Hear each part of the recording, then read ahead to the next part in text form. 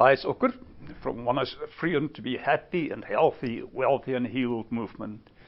And you are listening to a training series on the Awakened Imagination Challenge. This is day one of the challenge and will serve as an introduction. The first few days of training will most likely seem a little simple and odd. That's okay. We begin with moving our attention around a little bit. Attention is like a flashlight, and when we practice moving it around like this, it will reveal something very valuable to you. We are exploring what triggers you to leave the state of the wishful thought. I'll explain this in greater detail tomorrow. As you learn this experientially, not just as a concept, you will find that nothing will be able to get you out of the state of the wishful thought for long, if ever. These subtle exercises will give you amazing power to control your states. Today's takeaways. Imagination is more important than facts. I am imagining all the time. I live in a mostly imaginable world. Most people are imagining meaning most of the time.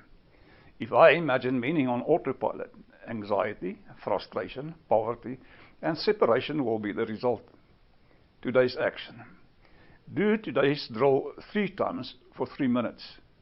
Look around and tell yourself, this X does not mean anything. It does not mean what I imagine it does. Its only meaning is in the story I tell about it.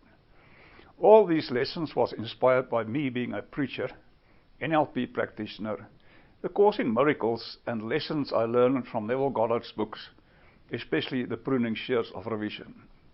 Please do not modify it in any way. There are plenty more diverse lessons coming. Relax and enjoy. Make yourself comfortable, relaxed, and centered before you start watching the video and absorbing the lesson. The purpose of the exercise is to notice how much you imagine every single moment of the day. As you become comfortable, relaxed, and centered, I want you to look around and notice what you see. What I see is a flip chart. When I look at it, I realize it doesn't mean anything. The flip chart that I see does not mean what I imagine that it does. I look over to my right a little bit and I notice the computer screen. And I notice the screen does not mean anything. The lines I see on it, they don't mean anything, but I imagine that they do. I look over to my left and see the TV, and I realize that the TV doesn't mean anything. There is a story attached to it. There is a story attached to all of it, to the flip chart, to the lines on the computer screen, the TV, and I imagine that they mean something.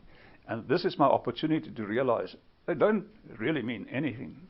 They don't mean what I imagine that it does. I see a bird outside the window and I notice that that bird doesn't mean anything.